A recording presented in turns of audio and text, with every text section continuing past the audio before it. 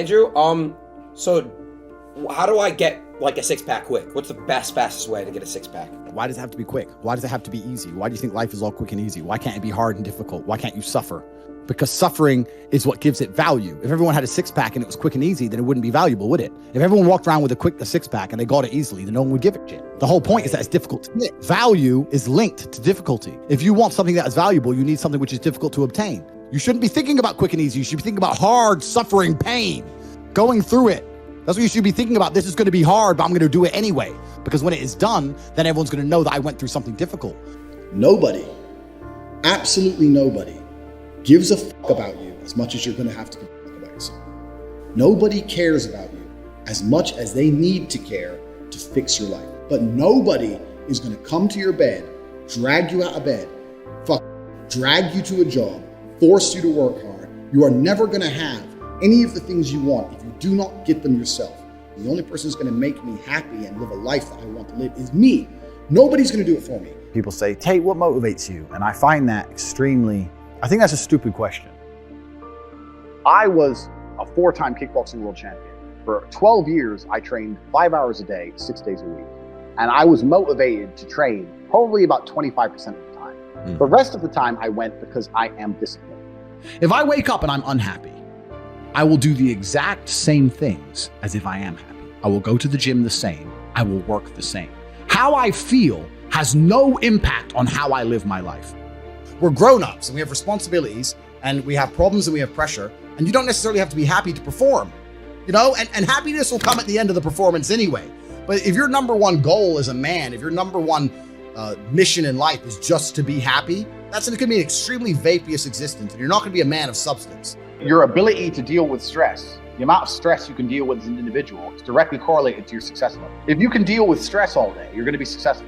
If you collapse under stress, you're not going to be successful. There's no way to the top without stress involved. But there is a massive correlation between success in life and stress tolerance.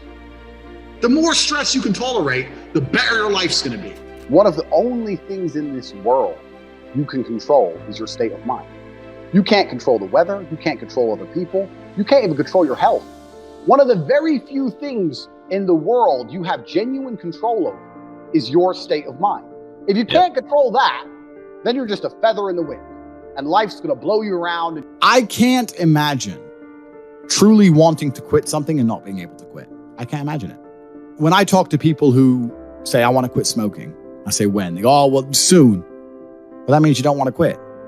You want to keep smoking for a while and quit later. I can't imagine a mind frame or a mindset where I want to do something and can't do it. It's almost difficult for me to answer that question, because if you have that kind of mind, if your mind is so fundamentally broken that you cannot do with your own mind what you want to do, then you're just, right? Life is hierarchical. There's always going to be kings and there's always going to be peasants. If you have a mind that you can't control, then you're never going to be a king. You're going to be a peasant. That's your life. You have a peasant's life ahead of you, and that's your destiny. Enjoy, right? There's always been peasants. That's life. But I believe that the most important thing you can do as a man is to gain control of your mind. Once you have control of your mind, life is so ridiculously easy. People say to me, Tate, you're in good shape. All you do is drink vodka and travel the world. You're never even home. You never even have a gym. How do you do it? It's ridiculously easy if you control your mind. If I decide to do 1,000 push-ups, I'll do them. Maybe I have to do them one at a time. Maybe I'll get tired. Maybe I need a break. I'm going to do 1,000 because I said I'm going to do 1,000. Everyone knows what they're supposed to do. You either control your mind or you don't. And all of these things stem from the same problem. It's something you can do. It's something that is learned. It's something that is taught. Depression is the ultimate motivation. If you're unhappy with your life and you're depressed, I don't expect you to be popping pills and sitting laying in bed. I expect you to give me a huge list of everything you're achieving per day. Depression's a fantastic motivation, but people are told the opposite. No, a lot of people's problems are all in their mind. And I'm not saying that mental conditions aren't real, because absolutely some are. But I try and explain to people, look, the only thing on the planet you have genuine control over is your state of mind. You can't control the weather. You can't control anything. The only thing you can affect in genuine real time is how you feel in your head. How you view the world absolutely and utterly shapes how you react to the world, how you act in the world, how people view you. It's all down to how you view things. You have to believe you're the fucking man, and you have to believe you can achieve anything. I'm not saying you can achieve anything easily. I'm not saying it's not going to take a whole bunch of work. I'm not saying it's going to happen quickly. But you have to believe you can achieve anything. When I tell people that you are the sum of the 5 people you spend the most time with, everyone agrees. They go, yeah, that's probably true. And then they continue to hang around with people who they don't want to be. Why? There has to be a point where you sit and go, okay, you're my friends, et cetera, et cetera. I love you guys. Yeah, we can talk, whatever. But I'm on a different life path. You have to leave some people behind. If you were to come hang around with me and my crew, you would be self-conscious. And that self-consciousness would motivate you, or they would certainly instill the discipline required for you to change. You don't feel self-conscious amongst your peers. That's why you don't change. When I was broke, I couldn't sleep. And I say that, people laugh. I'm not joking. When I wanted money, like fucking I needed air.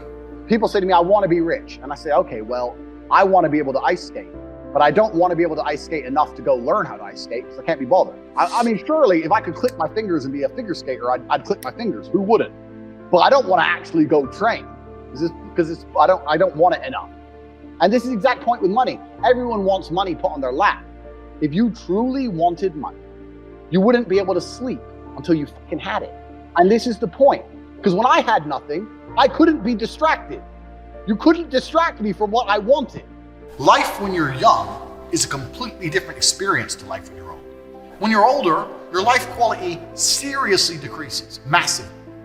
So you have about 10 to 15, maybe 20 years to find a way to get rich and enjoy being rich. And you got to put it all together and you got to do it quick. You have to start saying, I want to take money. Because that's how you have to think. You don't make it, you take it. So you have to start talking that way. You got to take money. Is that money isn't real. Money is like water. Money never stays still. If you can find and identify a place where money is moving, if you can find a place where money is moving and stand in the way, then the money is vulnerable. Problem is with the people out here, everyone has a dream, but not many people have a plan. A good plan today is better than a perfect plan tomorrow. You got to do something. You got to do something fast. Yeah. You're just sitting around talking about it and hoping for things to get better. I don't think living in a dream is going to help you in any way. I think you need to be sitting here panicking at the fact that you don't have enough money. You need to be concerned and worried and sad. And you need to do something about it today. Because that's how I started my first business that made me $1 million. I sat in my room, pissed off, and I fucking came up with the idea. Most people see people with things they want and they don't do the second half. They don't try and work out how they got that thing. Oh, my man has a Ferrari. Okay.